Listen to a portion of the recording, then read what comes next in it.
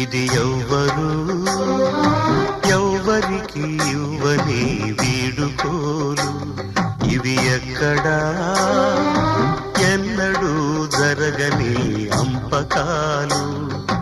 దేవతా తరలిపో, తల్లిగా మిగిలిపో, వదలలేక వదలలేక గుండె రాయి చేసుకుని ఎవ్వరు ఎవ్వరికి ఇవ్వని వీడుకోలు.